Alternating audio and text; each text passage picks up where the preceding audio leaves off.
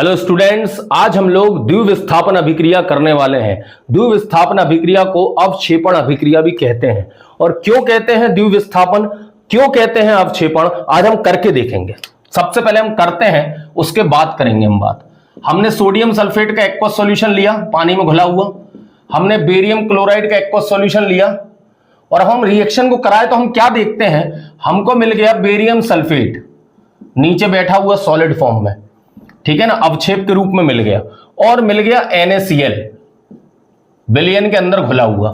मैंने sodium sulphate का विलयन ले लिया, बेरियम क्लोराइड का विलयन ले लिया, आपस में मिलाया तो मैंने क्या देखा, मुझे बेरियम सल्फेट सॉलिड के फॉर्म में ठोस के रूप में नीचे जमा हुआ मिल गया, पेंदी में मतलब बेस में ठोस के रूप में मिला। और ये सोडियम क्लोराइड मुझे विलयन के अंदर मिल रहा है। सबसे पहले अभिक्रिया को संतुलित कर दिया, 2 लगा दिया, ये अवक्षेप मिलता है मुझे, इसका अवक्षेप, ठीक है ना, ये अवक्षेप के रूप में मिलता है, वो भी किस रंग का, सफेद रंग का। अब मैं आपको कारण बता रहा था कि क्यों ये द्विविस्थापन है और क्यों ये अवक्षेपण है। सबसे पहले तो द्विविस्थापन का कारण समझ लो। जो ये सोडियम सल्फेट होता है, अगर मैं इसको तोड़ के देखूं तो ये टूटेगा Na+SO4 काय में, कहां गया, SO4 2 माइनस में। और BaCl2 यदि टूटेगा तो काय में, Ba2+ और क्लोरीन माइनस में। ऐसे टूटते हैं ये। अब इनके आयंस, जो इनके मुक्त आयन है, इनका एक्सचेंज हो रहा है, ये आपस में परस्पर बदल रहे हैं। सोडियम चला जाता है क्लोरीन के साथ, सल्फेट चला जाता है बेरियम के साथ। तो ऐसी अभिक्रिया जहां पे आयंस आपस में बदल जाते हैं, ऐसी अभिक्रिया जहां पे आयंस परस्पर बदल जाते हैं, ऐसी अभिक्रिया जहां पे आयंस परस्पर आपस में बदल जाते हैं, उस अभिक्रिया को द्विविस्थापन अभिक्रिया कहते हैं। क्योंकि यहां पे दोनों आयंस आपस में बदल जाते हैं। जो सोडियम है वो क्लोरीन के साथ चला जाता है, पहले क्लोरीन किसके साथ था, बेरियम के साथ। बेरियम किसके साथ चला जाता है, सल्फेट के साथ। सल्फेट किसके साथ था, सोडियम के साथ। तो जहां पे दोनों आयंस परस्पर आपस में बदल जाते हैं, उस अभिक्रिया को मैं द्विविस्थापन अभिक्रिया कहता हूं।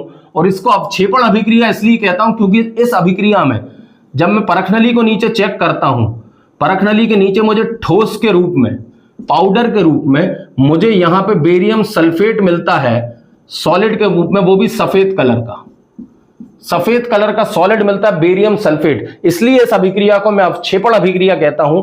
तो ऐसी अभिक्रिया जिसमें मुझे उत्पाद के रूप में अवक्षेप मिलता है, ऐसी अभिक्रिया जिसमें मुझे उत्पाद के रूप में अवक्षेप मिलता है, उस अभिक्रिया को मैं अवक्षेपण अभिक्रिया कहता हूं। इसका एक उदाहरण और देख लेते हैं, डायरेक्ट एग्जाम में पूछता है। बेरियम सल्फेट का रंग याद रखना, सफेद रंग का है।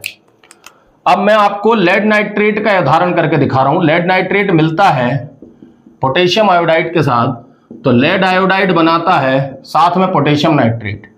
यह तो एक्वस सॉल्यूशन में चला गया, ये सॉलिड के रूप में मिलता है बेटा, येलो कलर का, पीले कलर का मिलता है, अवक्षेप बन जाता है इसका। ये भी एक्वस सॉल्यूशन विलयन रहता है, ये भी विलयन रहता है।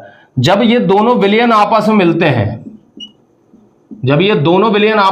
हैं, तो ये बनाते हैं लेड, और ये ऐसे टूट गया, ये ऐसे टूटता है। और पोटेशियम आयोडाइड कैसे टूटेगा, K+I-। आपको मालूम है म्यूचुअल एक्सचेंज कौन हो गया, ये प्लस वाले आपस में मत घुसेड़ देना, प्लस माइनस के साथ ही जाएगा। तो ये लेड चला जाता है आयोडाइड के साथ, पोटेशियम चला जाता है नाइट्रेट के साथ। ये लेड बन गया आयोडाइड, ये पोटेशियम बन गया नाइट्रेट। तो आपने क्या देखा, आयंस जो थे, जितने भी आयन थे, इनका परस्पर आपस में बदल गए।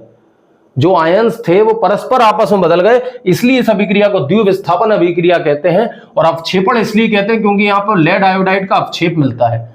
लेड आयोडाइड का अवक्षेप मिलता है, वो भी किस रंग का, पीले रंग का अवक्षेप मिलता है, इसलिए इस अभिक्रिया को अवक्षेपण अभिक्रिया भी कहते हैं। तो आई होप आपको क्लियर हुई होगी, ठीक है ना, ठीक है। चलिए मिलते हैं नेक्स्ट लेक्चर में।